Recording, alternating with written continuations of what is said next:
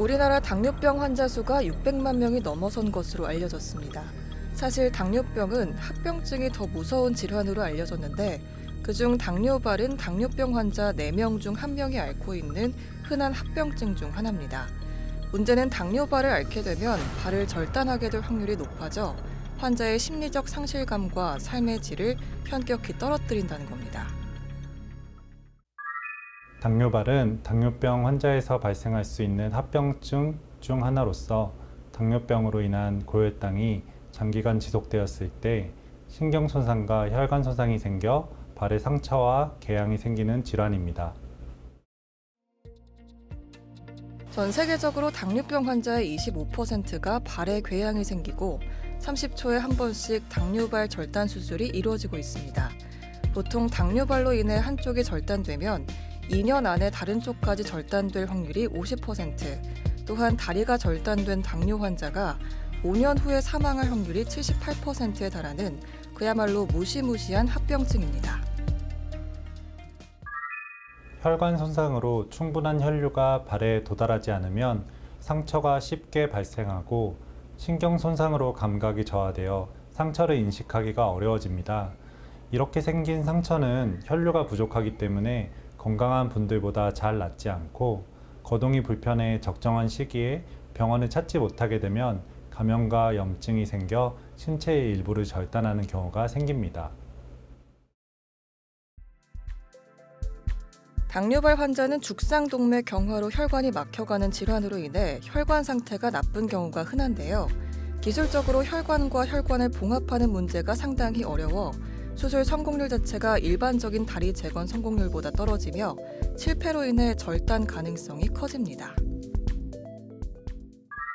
당뇨발 재건 수술은 당뇨병으로 인해 발생한 감염을 치료하고 심각한 상처를 적절한 방법으로 재건하여 발의 기능을 회복하고 궁극적으로 일상으로 돌아가게끔 돕는 수술을 의미합니다. 당뇨발 재건 수술은 혈관과 혈관을 이어야 하는 수술이 많습니다. 하지만 당뇨 환자들은 혈관 상태가 나빠 당뇨발 재건 수술의 성공률이 많이 떨어졌는데요. 최근에 와서는 미세수술, 기구, 기술 등이 발전하면서 아시아권을 중심으로 당뇨발 재건 수술이 주목받고 있으며 그중 우리나라는 당뇨발 재건 수술에서 앞서고 있습니다. 당뇨발 재건 수술의 적기는 환자의 개별적인 상황과 종합적인 의학적 판단에 따라 다를 수 있지만 발에 상처나 부종이 발생한 경우 가능한 빨리 당뇨발 전문가와 상담하여 필요한 치료를 받는 것이 좋습니다.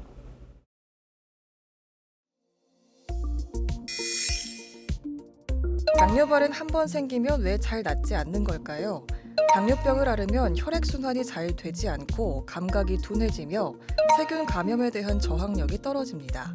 발에 상처가 생겨도 잘 느끼지 못하며 치유력과 세균에 대한 저항력이 떨어져 있어 가벼운 상처도 급속히 진행돼 궤양이나 괴사 등 심각한 합병증을 일으키게 되는데요. 이런 당뇨발을 진단하기 위해서는 여러 검사가 필요합니다. 무엇보다 발의 갑작스러운 변화에는 항상 주의를 기울여야 합니다. 발의 색이 붉거나 검게 변하는 경우, 수포, 궤양 등 사소한 변화가 있더라도 병원을 찾는 것이 좋은데요. 당뇨발의 정확한 평가를 위해서는 핀 테스트, 소리 곱쇄 테스트 등 감각 검사와 방사선 검사, 뼈 스캔 및 혈류를 평가하기 위한 초음파 혈류 검사, 혈관 조영술 등이 필요합니다. 혈류를 개선하는 목적의 혈관 수술, 얇은 피부로 얕은 상처를 덮는 피부 이식술, 비교적 두꺼운 피부로 깊은 상처를 덮는 피판술 등이 있습니다. 피부 이식술은 비교적 짧은 수술 시간과 단순한 절차로 장점을 가지고 있지만 제한된 조건에서만 피부가 잘 붙으며 내구성이 낮아 한계가 있습니다. 한편 피판술은 비교적 긴 수술 시간이 필요한 단점이 있지만 인대나 뼈가 노출된 상황에서도 적용이 가능하며 내구성이 뛰어나서 보행을 개선하는 데 큰 도움이 됩니다. 발 부위 재건의 경우 발가락의 절단, 변형 등으로 재건한 부위에 지속적인 궤양이 발생하기도 합니다. 당뇨발의 경우 당뇨에 의한 궤양, 당뇨발의 재발 등이 흔히 일어나므로 작은 상처가 발생하더라도 방치하지 말고 빨리 병원을 방문해서 상처 치료와 함께 발의 상태를 평가하는 것이 중요합니다. 일반적인 합병증으로는 감염과 통증이 발생할 수 있으며 이식한 피부나 피판이 원래 발 모양과 다를 수 있어 움직임에 제한이 생길 수 있습니다. 이러한 문제는 축소 수술 등의 간단한 교정 수술을 통해 개선할 수 있습니다. 간혹 재건 수술이 잘 돼서 발에 대한 당뇨 관리를 소홀히 하는 경우가 있습니다. 양쪽 발에 대한 관리는 꼭 필요하고요. 발바닥 재건을 했을 경우는 꼭 보행 여부는 의료진과 상의해서 완전히 자리를 잡은 다음 하는 것이 2차적인 감염 피해를 막을 수 있습니다. 수술 전과 마찬가지로 감염, 부종, 통증 등의 이상 증상이 나타날 경우 즉시 의료진과 상담하고 정기적인 검진을 받으세요. 천천히 일상 활동을 재개하되 의사의 권고에 따라 올바른 신발과 보호 장비를 사용하도록 하세요. 피부가 건조해지지 않도록 적절한 보습제를 사용하고 건강한 체중을 유지하는 것이 무엇보다 중요합니다. 여기서 잠깐! 잘못된 의학 상식을 바로잡아 건강도 지키고 상식도 키우는 Yes or No! 당뇨발 환자는 운동하면 안 되나요?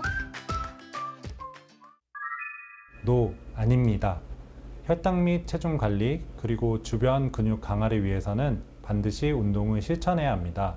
적절한 운동 종류와 강도 등은 의료진의 조언과 지침에 따라 안전하게 수행하세요. 잘못된 의학 상식 깨치기 Yes or No 두 번째! 당뇨발 재건 수술 전에는 당뇨약을 일시적으로 중단해야 하나요?